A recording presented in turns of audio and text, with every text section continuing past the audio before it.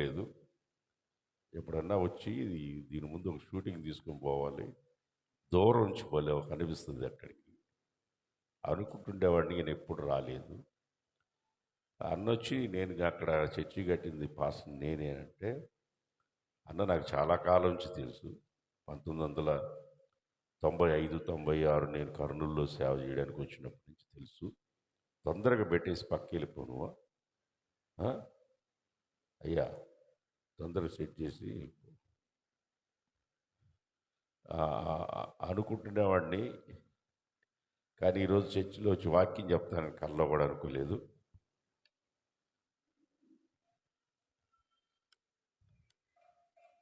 నేను మొట్టమొదటిగా కర్నూలుకు వచ్చినప్పుడు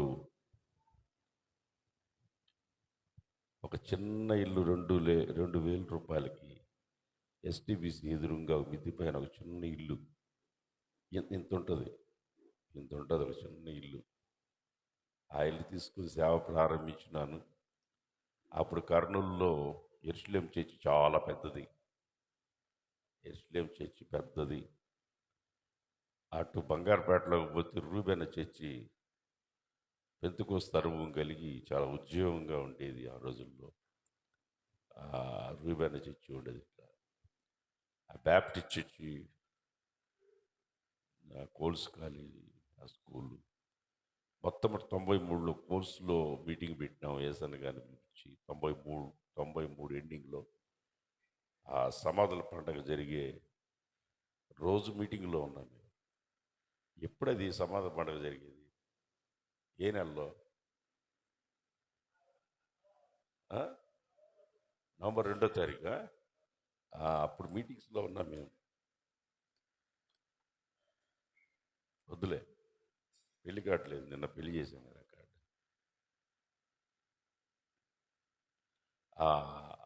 ఆ రోజుల్లో వచ్చాట చేసాము.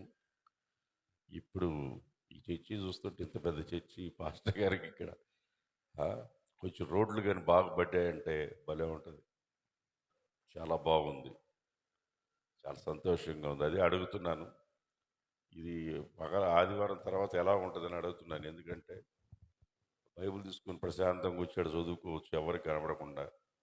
ఆ చర్చి దగ్గర ఉంటే నన్ను విసిగిస్తుంటారు వచ్చి జనాలు. ఇంత ఎత్తుటి ప్రదేశంలో అంత హాయిగా ప్రశాంతంగా. పైకి మెట్లున్నాయన్నా, శుద్ధంగా పైన కూర్చొని బైబిల్ చదువుకొని సాయంత్రం దాకా పోతూ ఉండొచ్చు. పర్మిషన్ అప్పుడప్పుడు వచ్చిపోతుంటా.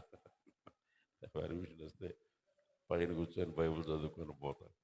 ఇంత మంచి వాతావరణం, ఎత్తైన స్థలంలో బండ మీద కట్టబడిన ఇల్లు ఎన్నటికి కదల్చబడదు. ఇంత మంచి మందిరం ఇక్కడ కట్టబడటం ఈ ప్రాంతం ప్రజలకి ఎంతో ఆశీర్వాదకరం. కొద్ది నిమిషాల వాక్యాన్ని మీతో పంచుకుంటాను. దినవృత్తాంతాలు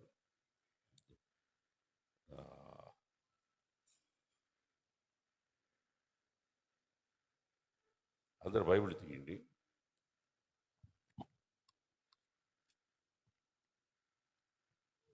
ద్వితీయోపదేశకాండం తీయండి. అందరు ద్వితీయోపదేశకాండం 28వ అధ్యాయం బైబిల్ తీయండి, చూడండి వాక్యం ప్రకారం.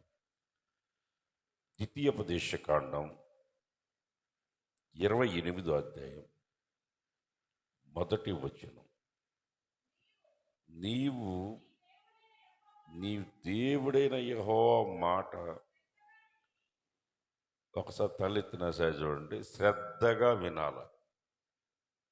వినటం వేరు, శ్రద్ధగా వినడం వేరు. చూడటం వేరు, నిదానించి చూడటం వేరు. అరణ్యములో ఇత్తడి సర్పాన్ని ఎత్తినప్పుడు నిదానించి చూసిన వాడు బ్రతకతాడు అన్నాడు. చూసినోడు కాదు, నిదానించి చూసినోడు బ్రతకతాడు అన్నాడు. దొరుగులు కట్టుకుంటుంది పడిపోయి చచ్చిపోతుంటే దాన్ని నిదానించి చూసిన వాడు బ్రతకతాడు అన్నాడు.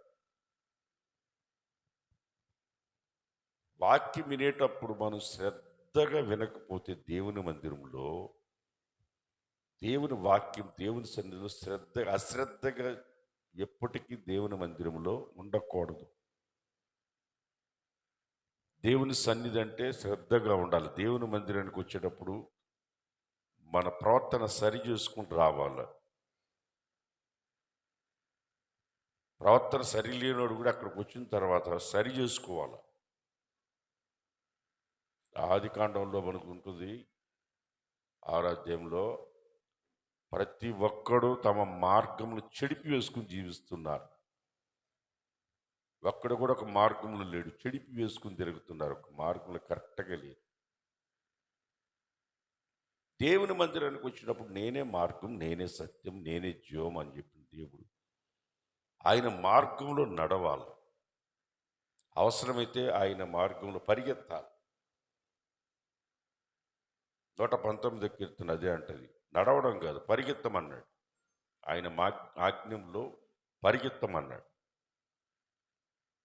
అసలు దేవుని వాక్యాన్ని వినేటప్పుడు 119 కీర్తనలో ఉంటుంది, దోపుడు సొమ్ము పంచుకునేటప్పుడు హడావుడికి లాక్కుని తీసుకుంటామే, అట్లా తీసుకోవాలంట వాక్యాన్ని. ఎవడు దోచుకుని వచ్చాడు, ఇంత కోసాడు, మనం ఏం చేస్తాం? ఎవడు దొరికింది తీసుకెళ్తాడు లేదా? తీసుకోరా మీరు. ఇప్పుడు ఒక బస్తా బంగారు తీసుకొచ్చాడు పోసి, దొరికినంత తీసుకెళ్ళాలంటే ఏం చేస్తారు మీరు? 10 మందిని చంపి తీసుకెళ్ళిపోతారు. తీసుకెళ్తారు లేదా? ఎవడు దొరికింది వాడు తీసుకుంటారు. వాక్యాన్ని కూడా మనం అంత శ్రద్ధగా ఎప్పుడెప్పుడు మాకు దొరుకుతుందా, కొవ్విన మెదడు దొరికినట్టుగా తింటూ ఉంటే మధురంగా రుచికరంగా ఆ వాక్యాన్ని మనం ఎప్పుడైతే శ్రద్ధగా వింటామో,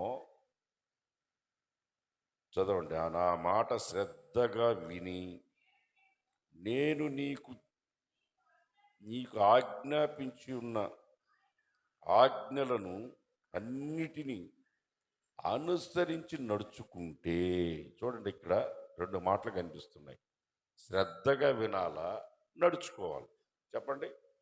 వినాలా, నడుచుకోవాలా? వినడం వాళ్ళకే వింటారు. ఒకడు అంటాడు, 2 చెవులు ఇచ్చింది ఎందుకురా, ఈ చెవుతో నీ చెవుతో వదిలేయాలరా అంటున్నాడు. పనికి మాలినే వదిలేయాలి కానీ దేవుడి మాటలు వదలకూడదు. ఇక్కడ మనం చక్కగా తేడ తెల్లగా ఉంది. శ్రద్ధగా వినాలా, నడుచుకోవాలా?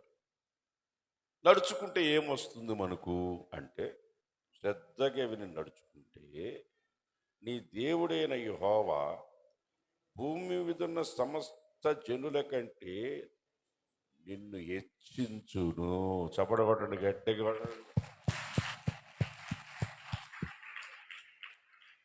మిమ్మల్ని నేను భూమి మీద ఉన్న జనులందరికంటే, పలానా పట్టణం, పలానా ఊరు, పలానా గ్రామం కాదు, భూమి మీద అంటే 200 చిల్లర దేశాలు ఉన్నాయి మన భూమి మీద.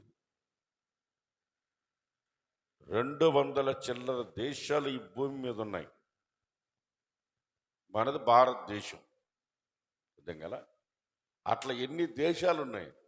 200 చిల్లర దేశాలు ఉన్నాయి భూమి మీద. ఇన్ని దేశాలలో ఉన్న భూమి మీద ఉన్న జనులందరికంటే నిన్ను నేను హెచ్చిస్తాను. అప్పుడు దేవుడి మాట నమ్మాలా లేదా మనం? నువ్వు నమ్మితే దేవుని మహిమను చూస్తావు. నువ్వు నమ్మితే దేవుడు నిన్ను హెచ్చించుటూ నీ కళ్ళారా చూస్తావు. ఒక్కసారి చేయటి పెట్టండి, కుడిచి. దేవుడు నన్ను హెచ్చించాలి అని పైకెట్టండి చెయ్యి. సగం ఇచ్చించడం కాదు, బాగా ఎత్తండి చెయ్యి. సగం ఇచ్చి దేవుడు, చెప్పండి, నన్ను హెచ్చించాలి. దేవుని మాట శ్రద్ధగా నేను వినాలి, ఆ మాట ప్రకారము నడుచుకోవాలి. ఆమేన్. భూమి మీద ఉన్న జనులందరికంటే మిమ్మల్ని హెచ్చిస్తాడు. ఎత్తైన స్థలంలో నుంచి దేవుడితో మాట్లాడుతున్నాడు. కర్నూలు పట్టణంలో ఒక ఎత్తైన స్థలంలో నుంచి నీతో మాట్లాడుతున్నాడు. నిన్ను నేను హెచ్చిస్తా, నిన్ను నేను హెచ్చిస్తాను. భూమి మీద ఉన్న జనులందరికంటే నిన్ను హెచ్చిస్తాను. భూమి మీద ఉన్న జనులందరికంటే నేను హెచ్చిస్తా. బాగా చదువుకుంటే హెచ్చిస్తానల్లా. నువ్వు పెద్ద అందగాడు అయితే నేను హెచ్చిస్తానల్లా. నీ పక్కన 10 మంది రౌడీలుంటే నిన్ను హెచ్చిస్తానల్లా.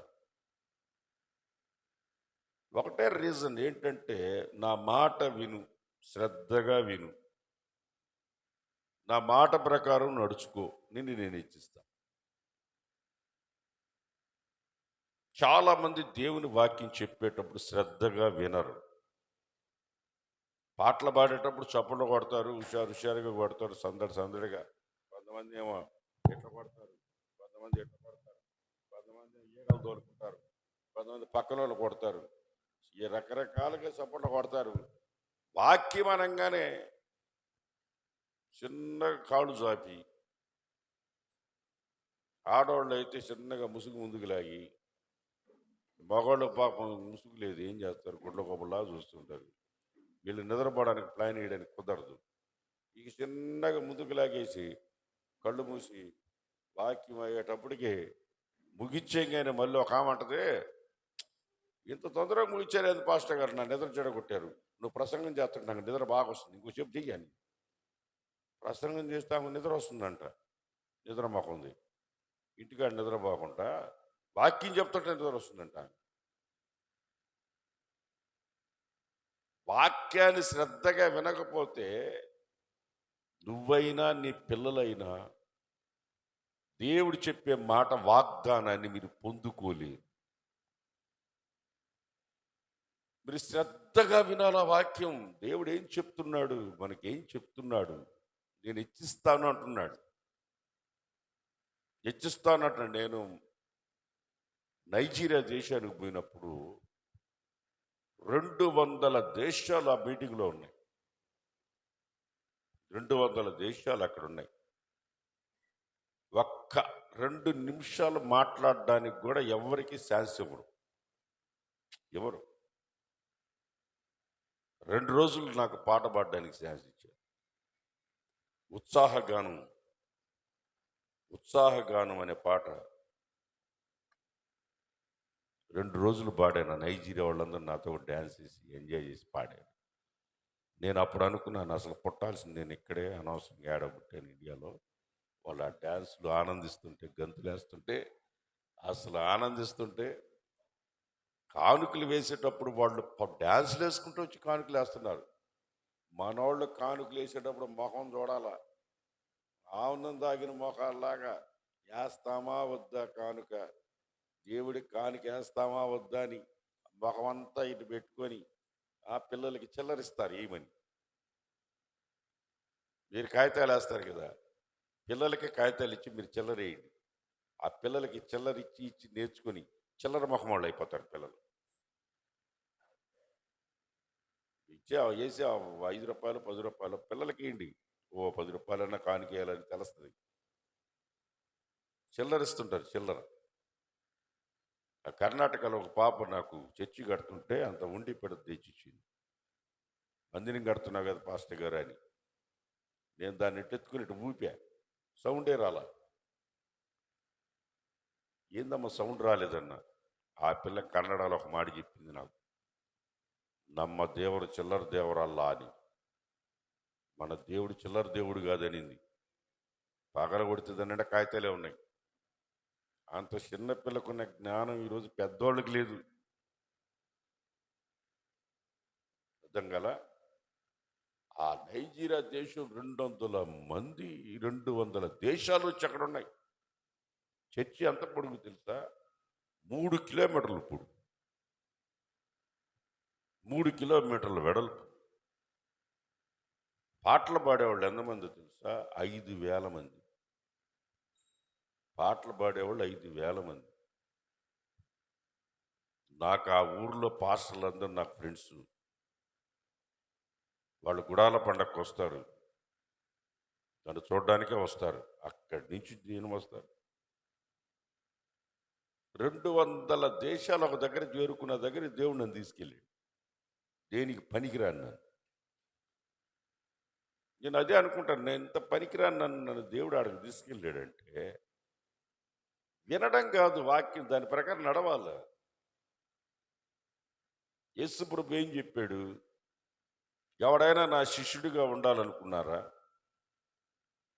తల్లిని, తండ్రిని, చెల్లిని, భార్యని, పిల్లల్ని అందరిని విడిచిపెట్టి రా అన్నాడు. ఆ వాక్యం శ్రద్ధగా వింటే భూమి మీద ఉన్న జనులందరికంటే మనల్ని గొప్ప చేస్తాడా, చేయడా? ఆడట్టే రాసి ఉంటుందిలే, మనం ఏడ విడిచిపెడతాము అని రాగం తీస్తారు కొంతమంది. యేసు ప్రభువే, ప్రభా మీ తల్లి, మీ పిల్లలు, మీ అన్నలు వాళ్ళు వచ్చినారు బయట అంటే, ఎవరు నా తల్లి, ఎవరు నా చెల్లి, మీరు నా బిడ్డలుగా, మీరు నా తల్లి కాదా, మీరు మా చెల్లులు కాదా, దేవుని చిత్తం చేసేవాళ్లే నా తల్లి అన్నారు.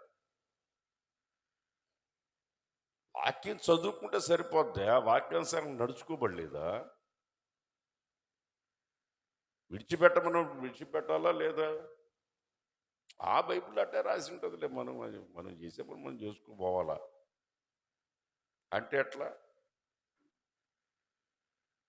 భూమి మీద ఉన్న సమస్త జనుల కంటే నిన్ను నేను హెచ్చిస్తా. మీకు ఒక చిన్న ఎగ్జాంపుల్ చెప్తా. వడ్డిచ్చేవాడు మనవాడు. ఇప్పుడు ఆ వాసనకి నాకు వాక్యం చెప్పబుద్ధి కావట్లే. కారులో దిగంగానే కొట్టింది నాకు వాసన. పాస్టర్ గారికి చెప్పిన, ఈ వాసనకి వాక్యం ఆడ చెప్పేది పాస్టర్ గారు అంటున్నా. ఎందుకంటే నేను రాత్రి అన్నం తినలా, ఇప్పుడు కూడా తినకుండా వచ్చిన ఆ వాసనకి అసలు ఏం చేశాడో కానీ అంత వాసన వస్తుంది. ఉన్నదిన్నట్టు ఒప్పుకోవాలి కదా దేవుని మందిరంలో. ఇప్పుడు దేవుడు ఇచ్చించాలి ఒక మనిషి, మనల్ని దేవుడు ఇచ్చించాలా, మనుషులు కాదు, దేవుడు ఇచ్చించాలి. ఇచ్చించాలంటే దేవుడే ఇచ్చించాలి. 4 రకాల బైబిల్లో ఉన్న అనుభవాలు మీకు చెప్తా. హెచ్చించబడాలని అందరికీ ఉంటుంది. ఇంతమందిలో ఒకరిని పిలిచి పాట పాడమన్నాం అనుకో, వాళ్ళు అక్కడి నుంచి నడితే మారిపోతుంది. నడిచి వచ్చి వాళ్ళ పాట తీయండి అంటారు. ఎందుకంటే అంతమందిలో నన్నే పిలిచాడు కదా అని గాలి కుట్టిన బిల్లులాగా అమ్మని అవుతారు. పిలిచిన వాళ్ళు నన్ను గొప్ప చేయట్లేదు, నన్ను పిలవట్లేదు, నన్ను బలకరియట్లేదు, నన్ను హెచ్చించట్లేదు అని అనుకుంటారు. అర్థం కాల.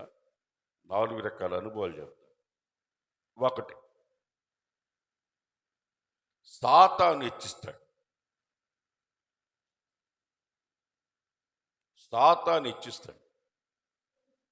దేవుని నమ్ముకున్న బిడ్డల్ని బాగినాలు మీరు. బయట లోకస్తుల సంగతి కాదు నేను చెప్పేది, లోకస్తుల సంగతి కాదు నేను చెప్పేది. దేవుని నమ్ముకున్న బిడ్డల్ని సాతాను హెచ్చిస్తాడు. 1. 2, పక్కనున్నోళ్ళు మనల్ని హెచ్చిస్తుంటారు.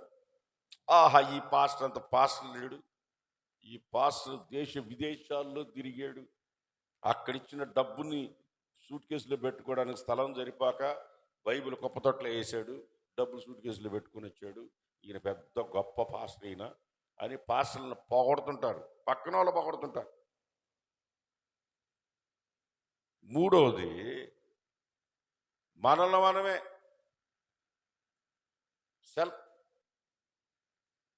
సెల్ఫ్ అనమాట. మనల్ని మనమే పొగుడుకోవడం. నాకంటే రాత్రి గొప్ప లేడు, ఈ కర్నూలులోనే లేడు, నా తర్వాత వీళ్ళందరూ,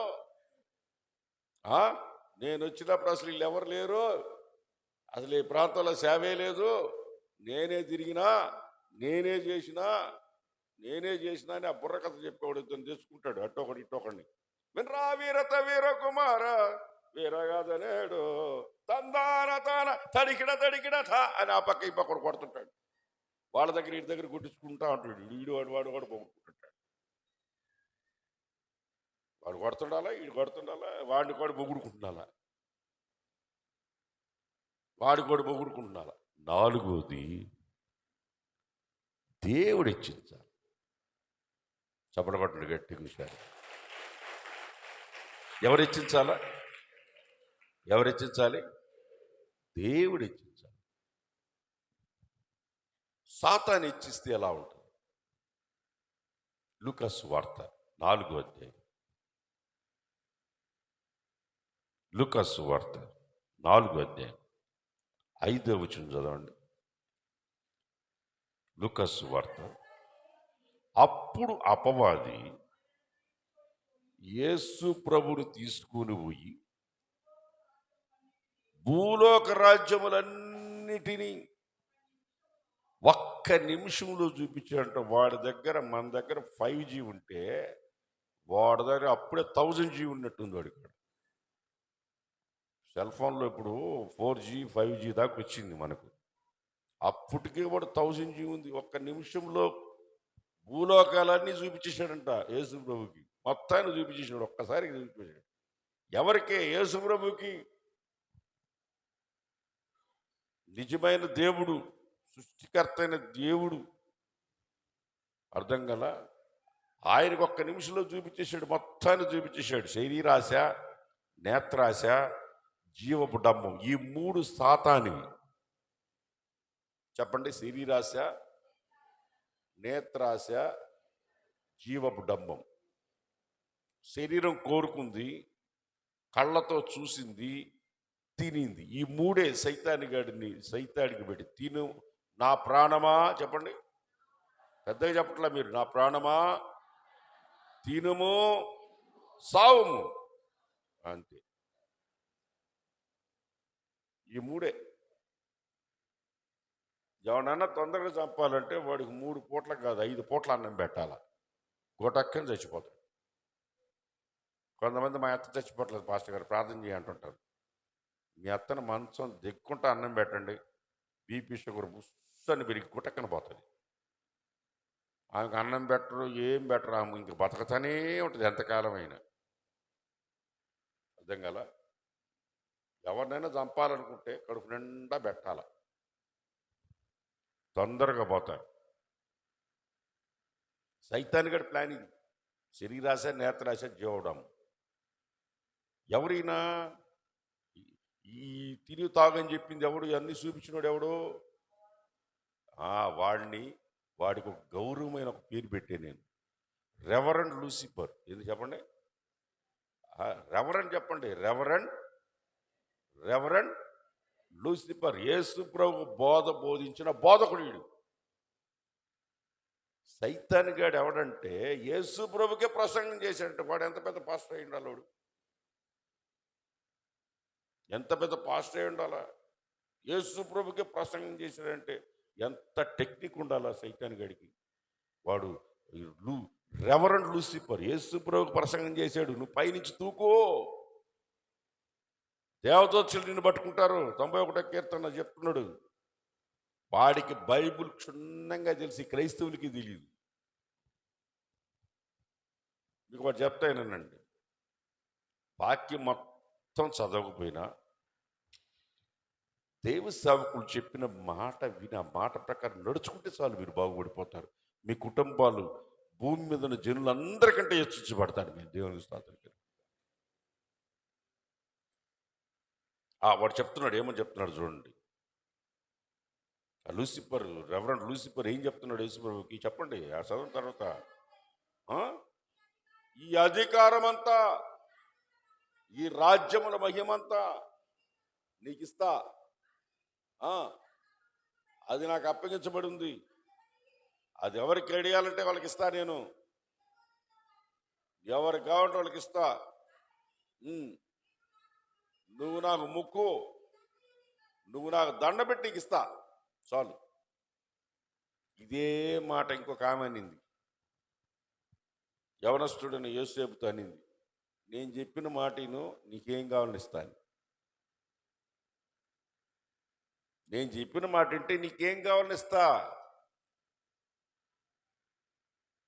ఈడంటాడు నువ్వు ఇంకోటి పెళ్ళానివి నేను ముట్టుకొని అంటాడు. దేవుని వాక్యం ఏం చెప్తుంది? దేవునికి విరోధమైన పాపం ఏంటంటే ఇంకోటి భార్యను ముట్టుకోకూడదు. అది దేవునికి విరోధమైన పాపం అన్నాడు.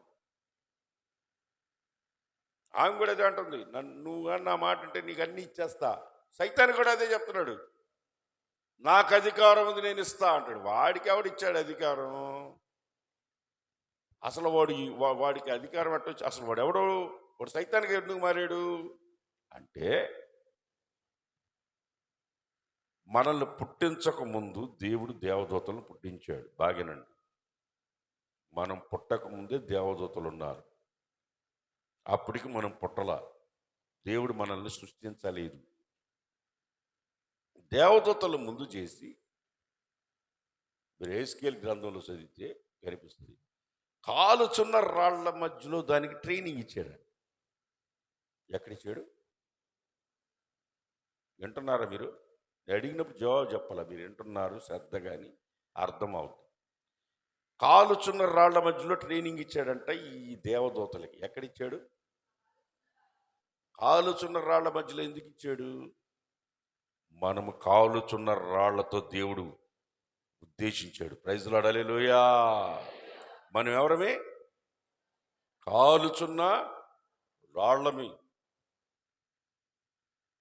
పాత రోజుల్లో కట్లు పొయ్యిలు ఉండేవి, ఇప్పుడు కూడా ఉన్నాయి అక్కడక్కడ కట్లు పొయ్యిలు. కట్లు పొయ్యి ఆరిపోతే, ఆరిపోయిందనుకో, పిల్లి వచ్చి దాంట్లో హాయిగా పడుకొని మండుతున్న పొయ్యిలో పడుకుంటుందా?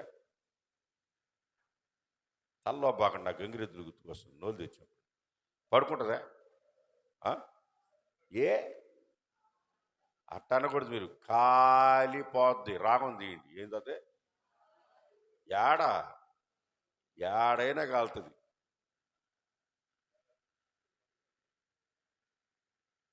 మనం కాలుతూ ఉన్నంతసేపు సైతాను గడ మన దగ్గరికి రాడు.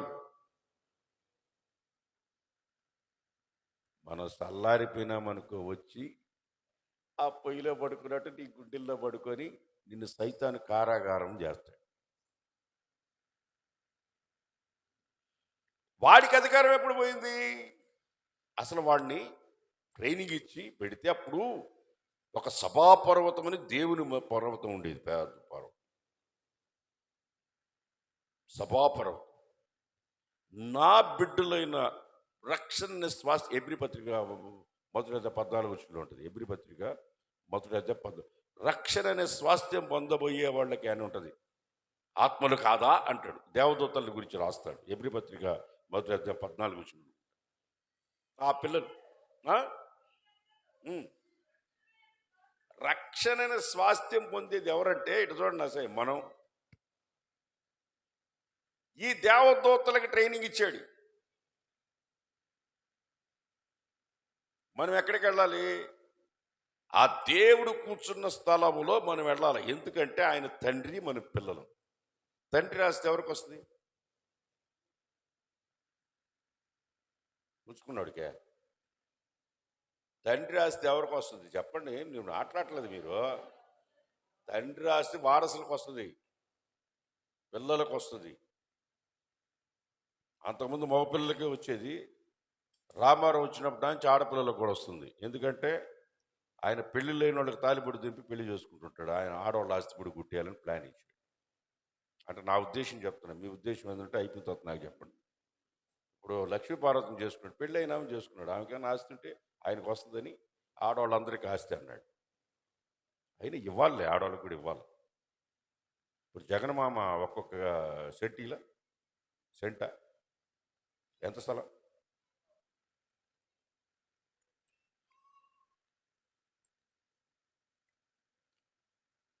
ఇవ్వలా. ఒక్క సెంట్ ఇస్తే మొగుళ్ళు మాట ఇంటలే. ఒక్క సెంట్ ఇస్తే భర్త మాట ఇంటలే ఆడవాళ్ళు. వాళ్ళకైనా ఒక ఎకరా ఇస్తే ఇంక ఊరు వదిలిపెట్టి వెళ్ళిపోతారేమో ఇది. ఒక్క సెంట్ ఇచ్చిన దానికి భర్త మాట ఇంటలే.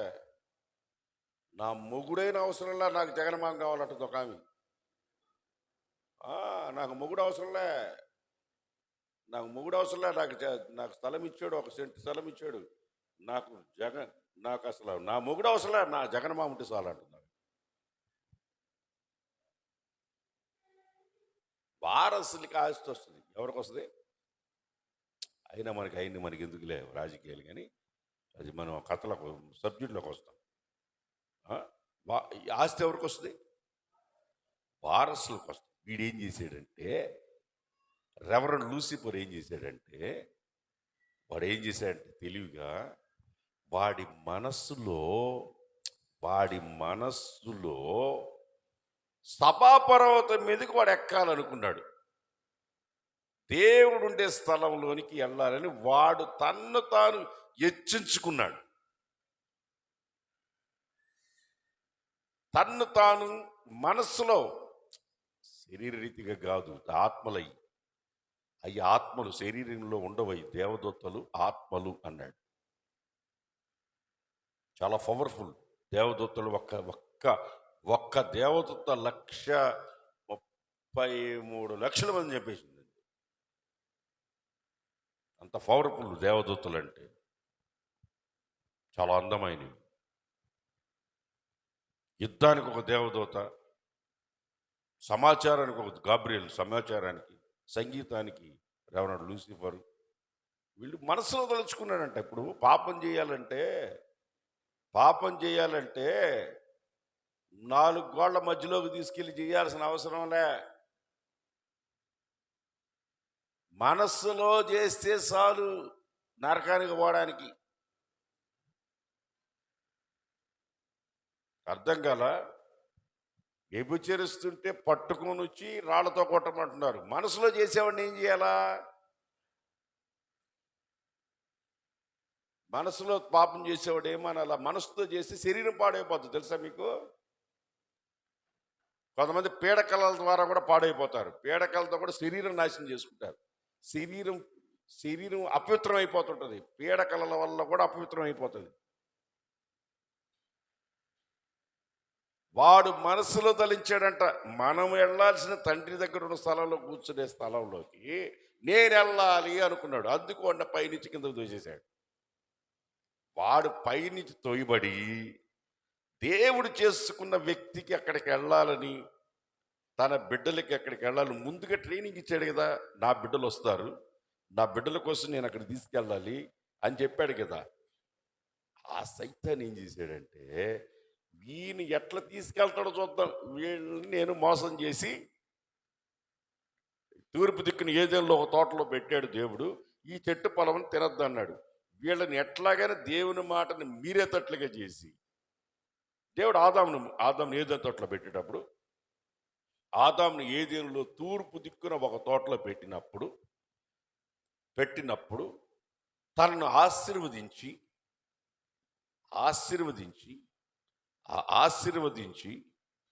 అభివృద్ధి పొంది విస్తరించి దానిని లోపరుచుకుని దానిని ఏలండి, దాన్ని సేద్యం చేయండి అన్నాడు. ఇన్ని రకాల 7 రకాల అంశాలు అతనికి ఇచ్చాడు. ఎప్పుడైతే అవ్వ తిని ఆదాము తెచ్చిపెట్టిందో, స్త్రీతో మాట్లాడుతూ ఉంటే స్త్రీ ఏం చేయాలా? నా భర్త వాయిస్ కాదు ఇది నా భర్త గొంతు కాదు, ఇది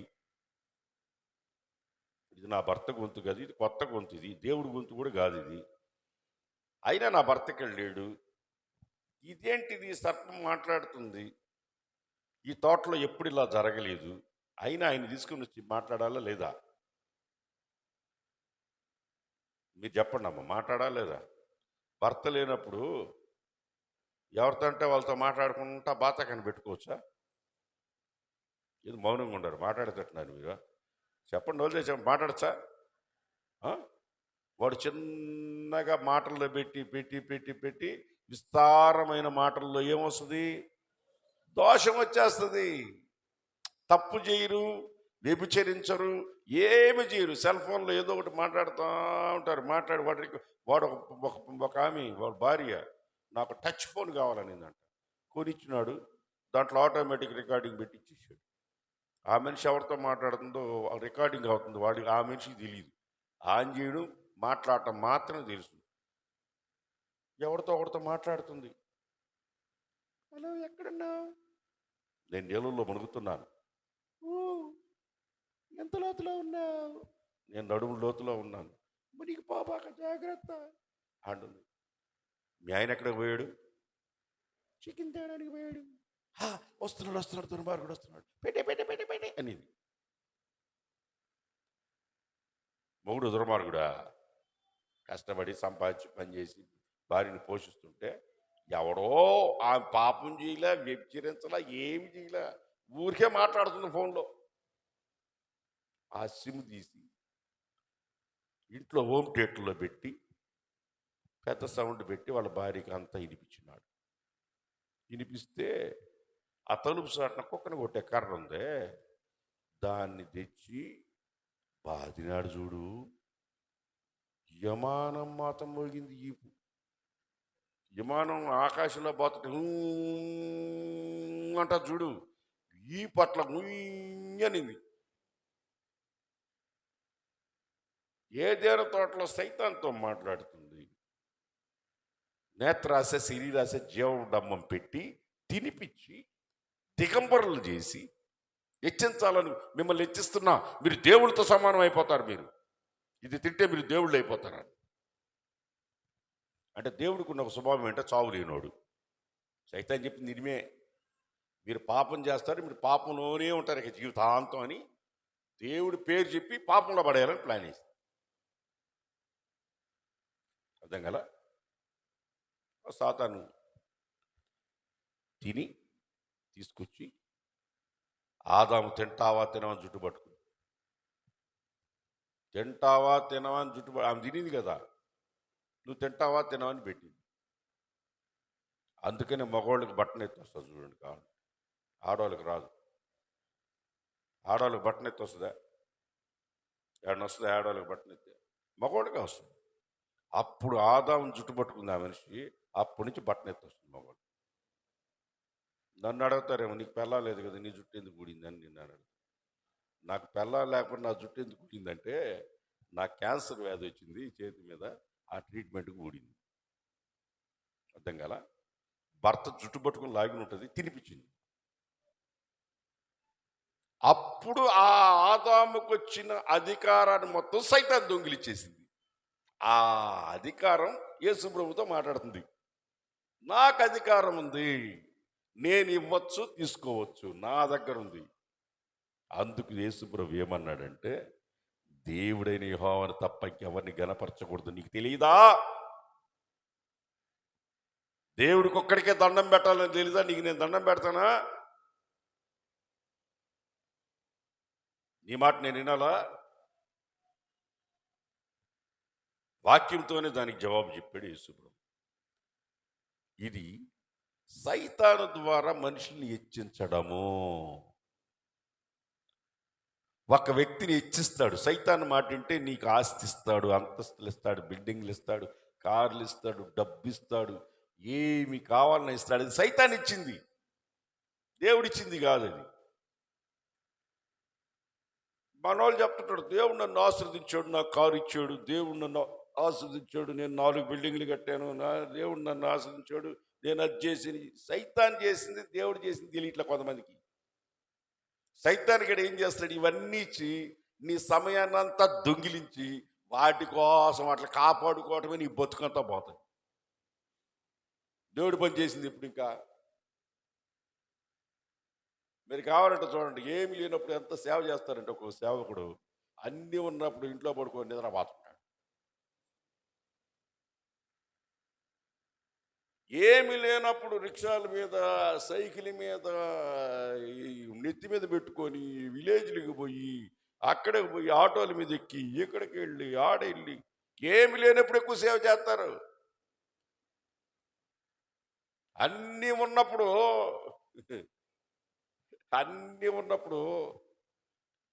ముసుకేసుకొని కూర్చొని ఇంట్లో మొగుడు చచ్చిన కూర్చుంటారు, అటు కూర్చోంట సేవలే ఏవిలే. ఒక మాటలో చెప్పాలంటే కరెక్ట్గా అదే ఆ పాయింట్ కరెక్ట్. మొగుడు చచ్చిపోయినాం, ఇంట్లోంచి బయటికి రానికూడదు, ఇంట్లోకి రానిరు కదా. అట్లాగా కొంతమంది సేవ ఎట్టుందంటే, నాకు ఇల్లు ఇచ్చాడు, అది ఇచ్చాడు, అది ఇచ్చాడు, ఇది ఇచ్చాడు, అది. ఎవరికి కావాలి అవన్నీ? సేవ చేసేవాడికి కారు అవసరం, ఆ కారుకి సేవకే సంబంధం. సేవ చేసేవాడికి డబ్బుతో ఏం సంబంధం? సైతానికి డబ్బు ఎక్కువ ఇస్తాడు నీకు, ఆ డబ్బును దాచిపెట్టుకోవడానికి నువ్వు ఇంట్లోంచి బయటికి రావు. అమ్మో డబ్బులు ఏడు పెట్టిపోతే నా పెళ్ళాన్ని తీసుకెళ్ళిపోద్దేమని పెళ్ళాం ఇద్దరు భార్య భర్తలు వీరు డబ్బులు పెట్టి ₹1,00,00,000 నువ్వు పడుకోయా అంటాడు వీడు. నువ్వు పడుకోయా అంటాడు వీడు. ఏమంటే మీరు పడుకోండి అంటది. లేదులే నువ్వు పడుకోయా అంటాడు వీడు. తెల్లదాకా గుట్టలో ఒకలాగా కళ్ళు చేసుకుని కూర్చోవడమే కానీ పడుకునేదిలే. దేవుడు డబ్బు ఎందుకు ఇచ్చాడంటే కుట్టుకొని చావమని. సైతాన్ గాడు డబ్బులు ఎందుకు ఇస్తాడంటే దేవుడు కాదు, సైతాన్ గాడు డబ్బులు ఎందుకు ఇచ్చాడంటే నీ సమయాన్ని దొంగిలించడానికి. సైతాన్ గాడు అంటున్నాడు నేను ఇస్తా నీకు, నాకు అధికారం నేను ఇస్తా. అర్థం కాల? అవన్నీ ఉన్నాయంటే వాడు పెద్ద దేవుడు ఆశీర్వదించేశాడు అని అనుకోకూడదు. సైతాను కూడా ఇస్తాడు. అర్థం కాల? సైతాను కూడా ఇవన్నీ ఇస్తాడు.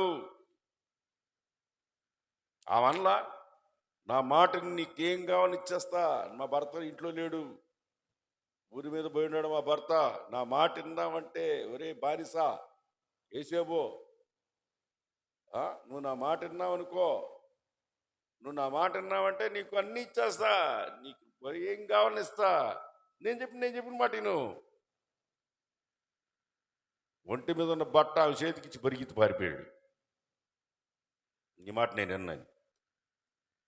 అంత మంచి ఛాన్స్ దొరికితే ఎవరు ఒప్పుకుని ఏమన్నా గమ్ముకుంటాడంటే ఆ ఛాన్సులు కావాలని కొన్ని ఛాన్సులు, అట్లాంటి ఛాన్సులు కావాలని అన్నీ సమకూర్చుకుంటారు కొంతమంది. వాడికి ఏమి లేకుండా సమకూర్చబడింది. ఇంటి యజమానురాలే నా మాట ఇంటి నీకు అన్ని ఇస్తా అంటుంది. ఇంకా వాడికి పని కూడా చేయాల్సిన అవసరం లే. అర్థం కాల?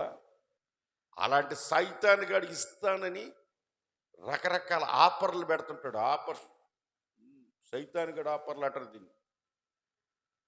వాటిని పొరపాటున మనం కానీ స్వీకరించామా అదో పాతాళానికి సైతాన్ని తొక్కేస్తాడు. దేవుడు గణపరిస్తే బాగుంటుంది, సైతాన్ని గడి ఎప్పుడు గణపరచకూడదు. రెండవది, మనుషుల ద్వారా హెచ్చించబడకూడదు. మీరు అపోస్తుల కార్యం 12వ అధ్యాయంలో మనుషులు హెచ్చిస్తే ఎలా ఉంటుంది ఒక పాయింట్. అపోస్తుల కార్యం 12వ అధ్యాయము 21వ వచనం చదవండి. హేరోదు మహారాజు నియమింపబడిన దినమందు హేరోదు రాజవస్త్రాలు ధరించుకుని న్యాయపీఠం మీద కూర్చొని వారి ఎదుట ఉపన్యాసం చేయించు జనులు మనుషులందరూ చుట్టూన్న వాళ్ళందరూ అంటారు ఇది దైవ స్వరం, ఇది మనుషుల స్వరం కాదు, నువ్వు మాట్లాడుతుంటే దేవుడు మాట్లాడినట్టుంది అంటాడు. వాళ్ళందరూ పక్కనున్న వాళ్ళందరూ పొగడుతున్నారు. ఈయన కూడా తక్కువైనాడు కాదు, దేవుడు స్వరం అనగానే కొంచెం ఈయన కూడా అట్లా దేవుని స్వరం అదే. అమ్మలారా, నా కోసం ఏడవకండి, మీకోసం మీ అప్పుల కోసం ఏడవండి. ఈ దైవ స్వరం ఇదే. కరుణామయుడు సినిమాలో వాయిస్ ఇది, అంతే కదా. వాడు ఆ మిక్సర్ పెట్టేవాడు కానీ అన్నాడు అనుకో, మోషే మోషే మోషే అంటుంది. అది దేవుడి స్వరం అవుతుందా? అబ్రహాం అబ్రహాం అబ్రహాం, దేవుడి స్వరం అదే. దేవుడి స్వరం నీది అంటున్నారు. కొంతమంది ప్రసంగం చేసిన దిగంగానే వస్తారు స్టేజ్ నా దగ్గరికి, అన్నా ఈరోజు ఏం మాట్లాడావన్నా, మునగ చెట్టు మీద ఎక్కించి పై ఇరిచి కిందకు దూచేస్తారు. మనం ఏం మాట్లాడేది కాదురా, నీకేమైనా ఉపయోగపడిందే?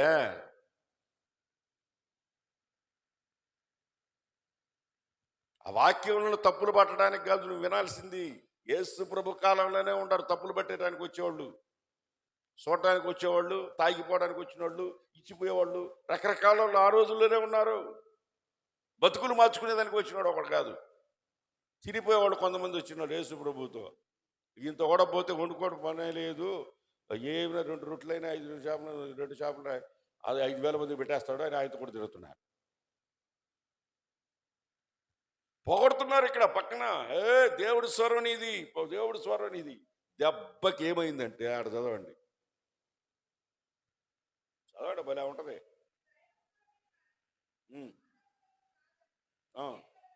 కేకలేసిరి.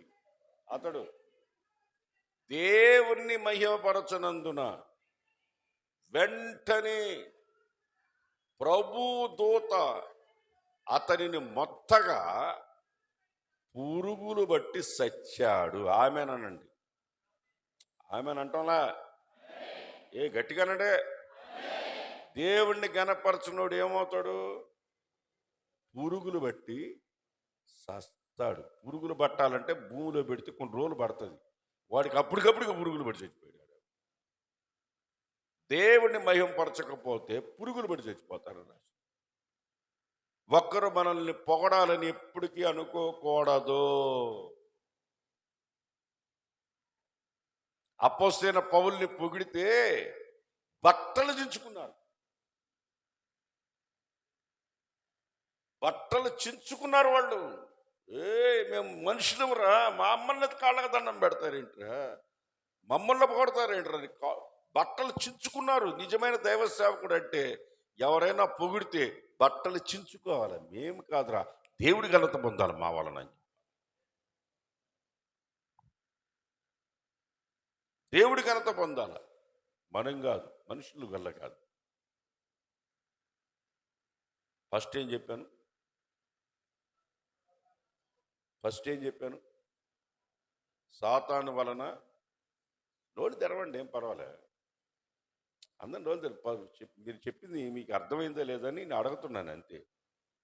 మొట్టమొదటిది ఏంటి? సాతాను వలన హెచ్చించడం. రెండవది మనుషుల ద్వారా హెచ్చించబడడం. మూడవది తనను తానే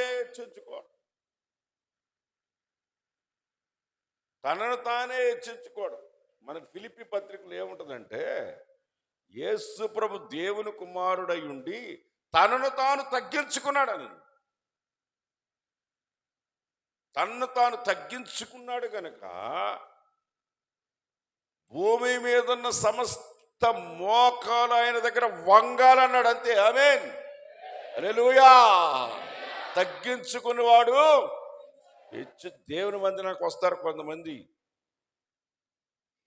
దేవుని మందిరానికి వస్తారు, పార్టీకి పోతే అలగతారు, రామంటారు పాట పాడడానికి, చర్చికి వచ్చేది. దేవుని మందిని చిమ్మితే చాలు అనుకోవాలి. ఆమేన్, హల్లెలూయా. దేవుని మందిరాన్ని బండలు తుడిస్తే చాలు నా బతుకు అనుకోవాలా. దేవుని మందిరం ఆ నీడలో ఉంటే చాలు అనుకోవాలా. దేవుడు నాతో ఈరోజు ఏం మాట్లాడుతున్నాడని దేవుని మందిరకు శ్రద్ధగా ఉండాలా. అంతేగాని మమ్మల్ని బాగోలేదు, నువ్వు పాట పాడలేదు, నన్ను ఏం చేయలేదు, నువ్వు బాగోలేదు, నేను అంత కానికిస్తే అందరి ముందు చెప్పలేదు, నువ్వు వీగిపోతే దేవుడు ఈడా చెప్పండి, చెప్పండి, వదిలేసి ఈడా.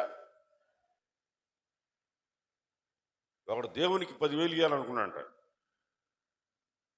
ఈ చర్చికి పాస్టర్కి ఎందుకు ఇచ్చేదని ఇంట్లో బీరోలు పెట్టి వచ్చాడు చర్చికి. ఇంటికి వెళ్ళి చూసి వల్ల బీరో బాగా కొట్టేసింది. 10,000 కాదు కదా, దాంట్లో ఉన్న ₹1,00,000 అడ్రస్ లేదు. ఆ 10,000 అన్న తెచ్చి దేవుడి కన్నా ఉన్నాను. ₹1,00,000 ₹10 ఆ 10,000 తెచ్చి దేవుడి కన్నా ఉన్నాడు. తాళాలు పగలు కొట్టేశాడు. అంటే దేవుడికి ఇళ్లలో ఉన్న బీరువాళ్ళని తాళాలు బాగా కొట్టాలి కానీ నేను చెప్పేది. వాడు బాగా కొట్టాడు, దొంగోడు. నన్నేం చేయమంట, బాగా కొట్టి దేవుడికి ఇవ్వాలా, మనం ఎందుకు ఇవ్వాలా అనుకుంటారు. తన్ను తాను మనం హెచ్చించుకోకూడదు. మనకంటే పెద్దోళ్ళు ఎవరైనా వచ్చారనుకోండి, మన కుర్చీ మీద కూర్చుంటే, మనకంటే పెద్దోళ్ళు వస్తే మనల్ని ఏం చేస్తారు? కింద కూర్చోబెట్టరా? ముందే కింద కూర్చుంటే ఏ బాధ లేదు కదా. కింద కూర్చున్నాడు పడతాడా? చెప్పండి మీరు. ఒక ఆయన్ని మీటింగ్లు నేను కుర్చీ మీద కూర్చోబెట్టే, పెద్ద ఆయన కదా పాపమని కుర్చీ మీద కూర్చోబెట్టి వాక్యం చెప్తా ఉన్నా. వాక్యం చదివ టప్పని సౌండ్ వచ్చింది. ఏంటంటే తిరిగి చూస్తే కూర్చొని నిద్రపోయి కుర్చీలో కింద పడ్డాడు. కూర్చొని స్టేజీ మీద కూర్చొని నిద్రపోయి కింద పడ్డాడు. కింద కూర్చుంటే పడతామా? మీరు చెప్పండి, కింద కూర్చుంటే పడతామా? కింద కూర్చున్న వాళ్ళందరూ ధన్యులు. అలేలే చెప్పండి గట్టిగా. మీరు పడకుండా గట్టిగా ఉంటారు. హల్లెలూయా. మనకంటే గొప్ప వాళ్ళు ఎవరిని వస్తే మన కింద కూర్చోబెట్టి కూర్చు లాక్కుంటారు. అందుకని ఏసారి గారి మీటింగుల్లో స్టేజీ మీద అసలు కుర్చీలు వేసేవాడు కాదు, కింద కూర్చునేవాడు. అన్న కూడా వచ్చి కింద కూర్చొని వాక్యం చెప్పేవాడు. పొరపాటున కుర్చీ పైన వేస్తే ఒప్పుకునేవాడు కాదు, కింద కూర్చునేవాడు. ఆయన ఎవరైనా అపోస్తుడు, రెవరెండు, పెద్ద బిషప్పు, మినిస్ట్రీ ఫౌండరు అంటుంటే, ఒరే నేను బ్రదర్ రా, బ్రదర్ ఏస్ అన్నానంటరా, బ్రదర్ మీకు బ్రదర్ రా, సహోదరుండరా నీకు అనేవాడు. వాల్ పోస్ట్లో బ్రదర్ ఏస్ అన్నా అనేసుకునేవాడు. అపోస్తులు, రెవరెండ్లు 22 అని వేసుకోవాలా. తగ్గించుకున్నవాడు హెచ్చించబడతాడు. ఆమేన్. తన్ను తాను తగ్గించుకున్నాడు. మీరు ఫిలిప్ పత్రికలో చదివితే ఉంటుంది. ఫిలిప్ రాసిన పత్రిక 2వ అధ్యాయం 6వ వచనం చదవండి. అయిపోయింది. ఇంకొక పాయింట్ చెప్పు. ఆయన దేవుని స్వరూపై ఉండి, దేవునితో సమానమైన వాడై ఉండి, విడిచిపెట్టకూడని భాగ్యముని ఎంచుకొనక మనుషుల పోలికగా పుట్టి దాసుని స్వరూపాన్ని ధరించి తన్ను తాను తగ్గించుకున్నాడు, హెచ్చించుకోలేదు. చపడబడండి గట్టిగా హుషారుగా. హల్లెలూయా, హల్లెలూయా. తగ్గించుకోవాలా, హెచ్చించుకోవాలా? చాలా మంది ఉన్నారు బైబిల్లో వాళ్ళకు వాళ్ళు హెచ్చించుకున్న వాళ్ళు. వాళ్ళకు వాళ్ళు హెచ్చించుకున్న వాళ్ళు చాలా మంది ఉన్నారు. తను తాళ్ళే హెచ్చించుకున్న వాళ్ళు పాతాళానికి తొక్కబడతారని లేఖనం చెప్తాను. యోహాను సువార్త 7వ అధ్యాయం 18 వచనం చదవండి. యోహాను సువార్త 7వ అధ్యాయం. తనంతట తానే బోధించేవాడు, స్వకీయ మహిమను వెతకడు, తను పంపిన వాని యొక్క మహిమను వెతుకువాడే సత్యవంతుడు. మనల్ని పంపించిన వాని యొక్క మహిమను మనం పెంచాలి, కానీ మనల్ని మనం మహింపరుచుకోకూడదు. సొంతగా ప్రసంగం చేయకూడదు. అది మీరు ఇంటికి వెళ్ళిన తర్వాత యోహాను సువార్త 15వ అధ్యాయం చదువుకోండి. నా తండ్రి నాకేం చెప్పాడో అది మీకు చెప్తున్నా అన్నాడు. నేను చెప్పేది ఏంటి అని అనలా యేసు ప్రభు. నా తండ్రి నాకేం చెప్పి పంపించాడో అది చెప్తున్నా మీకు అన్నాడు. మీరు యోహాను సువార్త 17వ అధ్యాయం చదువుకోండి. ప్రభువా నువ్వు నాకు ఇచ్చిన సంఘం అన్నాడు. నేను సంపాదించినా, నేను కట్టినా, నేను చేసినా అల్లా. నువ్వు నాకు ఇచ్చిన ఈ జనం అన్నాడు. 17వ అధ్యాయం చదువుకోండి యోహాను సువార్త. ఇంటికి పోయి నేను నీలో ఉన్నట్లు వీరుగో నువ్వు నాకు ఇచ్చిన జనం కూడా మనతో ఉండాలి అన్నాడు. ఎంతసేపటికి నీవు నాకు ఇచ్చావు అన్నాడు, కానీ నేను సంపాదించాను అల్లా. నేను సంపాదించాను అల్లా, పొరపాటున అల్లా. యేసు ప్రభు అల్లా. ఒక రాజు అన్నాడు, లెక్క పెట్టండి రా, ఈ జనంలో ఎంత దేశంలో ఎంతమంది లెక్క పెట్టండి రా, నేను కట్టాను రా ఈ పట్టణం అన్నాడు. పశువులాగా గడ్డి తిన్నాడని రాసింది బైబిల్. తను హెచ్చించుకోబోయాడు, గడ్డి తిన్నాడని ఉంది. పశువులాగా గడ్డి తిన్నాడని. మనల్ని మనం హెచ్చించుకుంటే గడ్డి తింటాం, పశువులాగా గడ్డి తింటాం. ఎప్పటికీ మనల్ని మనం హెచ్చించుకోకూడదు. దేవుడు హెచ్చించాలి. దేవుడు హెచ్చించిన 4వ పాయింట్కి వస్తున్నా. దేవుడు హెచ్చిస్తే ఎలా ఉంటుంది? షడ్రక్ మెషక్ అబేద్నెగోల్ని రాజు ఆ దేశంలో పెద్ద విగ్రహాన్ని నిలబెట్టి దాన్ని దండం పెట్టాలి. వీళ్ళు అన్నారు, మా దేవుడు మమ్మల్ని రక్షిస్తాడు. నువ్వు చేసిన ఈ అగ్నిగుండములో నుంచి మా దేవుడు మమ్మల్ని రక్షించగలడు. రక్షించకపోయినా మా ప్రాణాలు పోయినా సరే నువ్వు చెప్పింది మేము దేవుడి మాటే మేము వింటాం అన్నాడు. ఆమేన్, హల్లెలూయా. మేము దేవుణ్ణే గణపరుస్తాం, నీ మాట మేము గణపరచము. దానియేలు కూడా అంతే, ప్రార్థన చేయకూడదు. ఎవరు మీ దేవుళ్ళు ఎవరు చేయకూడదు, రాజుకి చేయాలి మీరు ప్రార్థన. కుదరదు. యెరూషలేము వైపు కిటికీలు తీసి అతను పాడుకు చొప్పున ముమ్మార్లు ప్రార్థన చేశాడు. అతను పట్టుకొచ్చి సింహాల బోన్లో వేశాడు. సింహాల బోన్లో వేసినా సరే నేను దేవుణ్ణి కనపరుస్తాను. సింహాల బోన్లో వేసేస్తే సింహాల రాత్రి ఉపవాస ప్రార్థన పెట్టుకున్నాయి. ఆమేన్.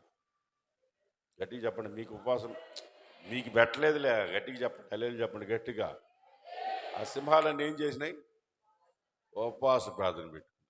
రాత్రి నుంచి తెల్లారదాకా దానియేలు చూస్తున్నాయి కానీ, గుటకలు మింగుతున్నాయి కానీ ఏం చేయలే. కొంతమంది ఉంటారు, చర్చికి వస్తారు, చూసుకుంటా ఉంటారు, సంవత్సరాల తడబడి సింహాలు చూసినట్టు చూస్తుంటారు. ఎప్పుడెప్పుడు దొరకతాడా, ఎప్పుడెప్పుడు దొరకతుంది ఈ మనిషి అని చూసుకుంటా ఉంటారు, గుటకలు మింగుతా ఉంటారు. ఈ సింహాలు కూడా ఉపవాస ప్రార్థన పెట్టుకున్నాయి. షడ్రక్ మెషక్ అబేద్నెగోలు కూడా 7 అంతలుగా చేసిన అగ్నిగుండలో మీరు వేసినా సరే మేము మాత్రం మీరు నిలబెట్టిన ప్రతిమకు దండం పెట్టమన్నారు. అగ్నిగుండంలో వేసేసారు. రాజుకి నలుగురు కనబడ్డారు. ఆమేన్, హల్లెలూయా. ఒరే, అగ్నిగుండంలో వేసింది ముగ్గురినే నలుగురినే అన్నాడు. ఎవరో దేవదూత ముఖంలాగా ఉందిరా, నాలుగోవాడు ఎవర్రా అంటున్నాడు రాజు. దేవుణ్ణి కనపరిచే వ్యక్తి కొరకు దేవుడు దేవదూతను పంపిస్తాడు. అగ్నిగుండంని మనకు రాక్ గార్డెన్ లాగా చేసి పడేస్తాడు. ఇక చేసే తెలియ చెప్పండి గట్టిగా. హాయిగా గార్డెన్లో పార్కులో తిరుగుతున్నట్టుగా ఉంటుంది మన జీవితం. అర్థం కదా? చదవండి చదవండి. షడ్రక్ మెషక్ అబేద్నెగోది 3:30 వచ్చింది చదవండి. దానియేలు గ్రంథం. అంతటి నుండి రాజు షడ్రక్ మెషక్ అబేద్నెగోలని బబులోను సంస్థానములో హెచ్చించెను. చేతి తెలియదు చెప్పండి. ఎవరు హెచ్చించారు? ఎవరో దేవుడు. నిన్ను హెచ్చించాల్సింది దేవుడు, మనుషులుగా. ఈరోజు నువ్వు నిన్నెవడు పట్టించుకోకపోవచ్చు, చర్చిలో నిన్నెవడు పట్టించుకోకపోవచ్చు. ఒక రోజు వస్తుంది, దేవుడు హెచ్చించే రోజు వస్తుంది. అప్పుడు దాకా వెయిట్ చేయాలి మనం, తొందరపడకు. చిన్న ఎగ్జాంపుల్ చెప్తాను. కోళ్ళు అంటే నాకు బాగా ఇష్టం. కోళ్ళు పొదగేసి పిల్లలు చేసిన టర్కీ కోడి పిల్లలు తీసుకొచ్చి వాటిలో ఒక 4 పిల్లలు భలే హుషారుగా ఉన్నాయి. నేను అనుకున్నాను, అబ్బా ఇవి బాగా పెద్దవి అవుతాయి, ఒక్కొక్కటి 6 కేజీలు వస్తుంది. ఇవి 6 కేజీలు వస్తే కిస్మిస్ పండగ కోసుకోవచ్చు అనుకున్నా. ఒకరోజు బయట కూర్చొని ఉన్న కోళ్ళు ఇటు తిరుగుతూ ఉన్నాయి. ఆ కోడి కుక్క నరిచింది. ఆ పిల్లలన్నీ పరిగెత్తుకొని దాని రెక్కల కిందకి వెళ్ళిపోయినాయి. ఎందుకంటే పైన ఒక గ్రద్దొచ్చింది.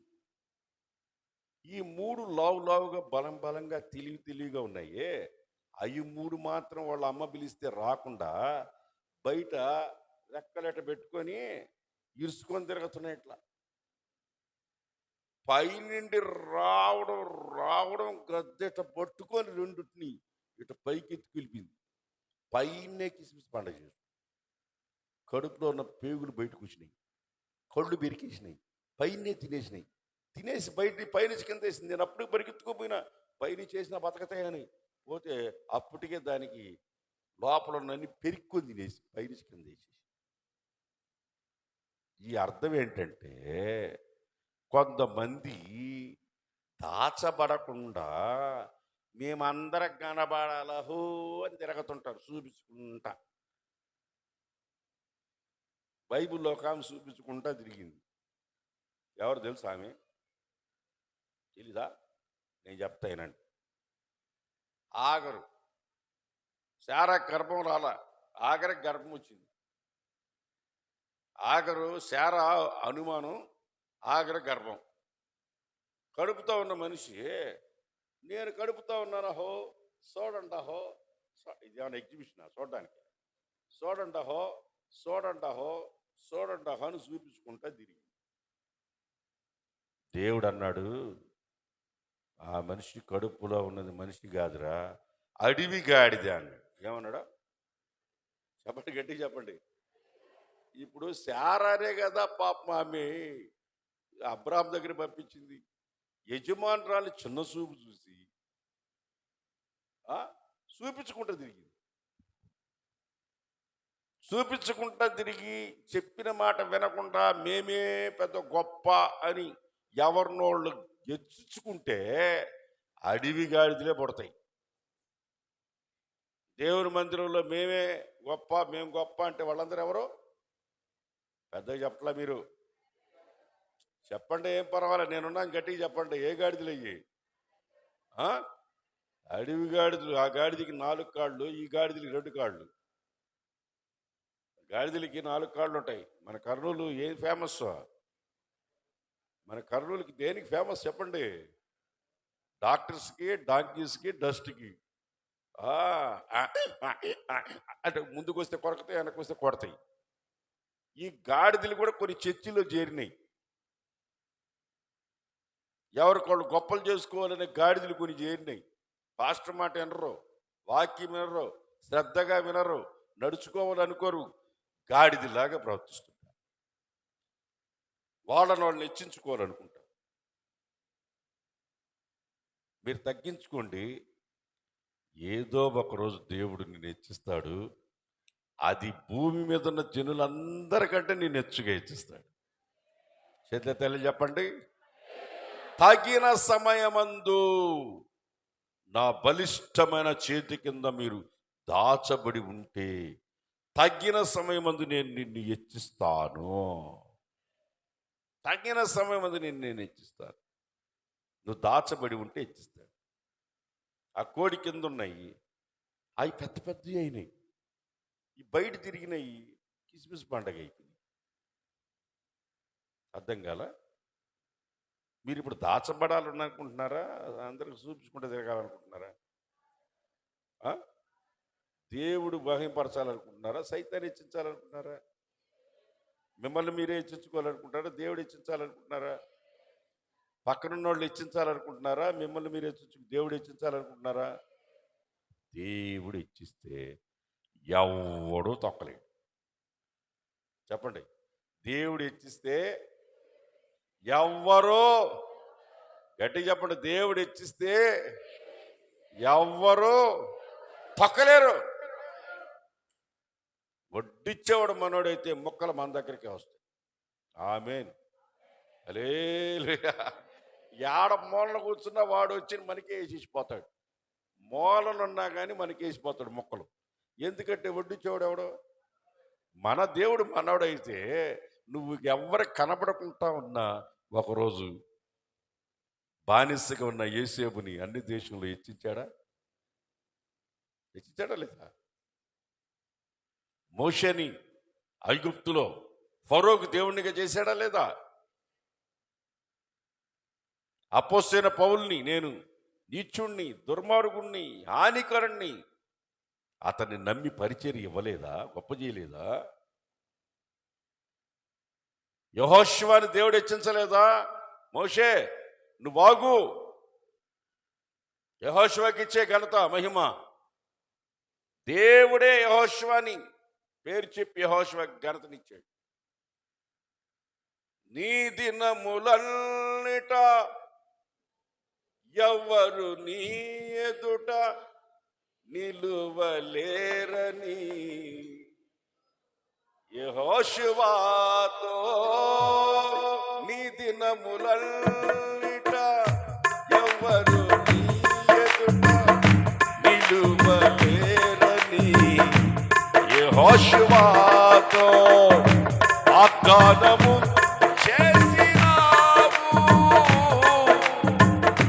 వాగ్దాన భూమిలో సర్వోన్నతుడా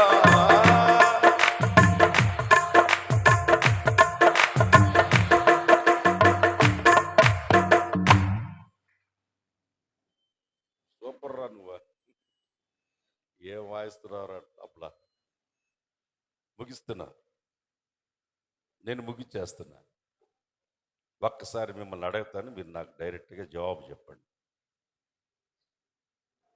మొట్టమొదటిది ఏంటి? అందరూ చెప్పాలి. మొదటిది ఏంటి? సాతాను ద్వారా. సెకండ్ 3 4. ఈ 4 మీకు ఏది కావాలా? ఎంతగా ఇచ్చించాలా? భూమి మీదున్న జనులందరికంటే నీ పిల్లలు ప్రపంచమంతా తెలుసుకునేంతగా నీ బిడ్డలు దేవుడు ఇచ్చిస్తాడు. ఆమేన్, హల్లెలూయా. అబ్రహాం, నీ సంతానాన్ని నేను హెచ్చిస్తున్నాను, గొప్ప చేస్తున్నాను, ఆకాశ నక్షత్రాలంతా హెచ్చిస్తాను నిన్ను. మనం కూడా ఆత్మీయమైన అబ్రహాం బిడ్డలమే. మనల్ని కూడా అంతగా దేవుడు హెచ్చించి, దీవించి, ఆశీర్వదించి, మనల్ని దేవుని వినికిడిలో భద్రపరుచుకును కాక. శ్రద్ధగా వినండి, నడుచుకోండి, ఈ వాగ్దానాన్ని అనుభవించండి. నేను ఈ మాటలు ముగిస్తున్నాను. అందరికీ వందనాలు.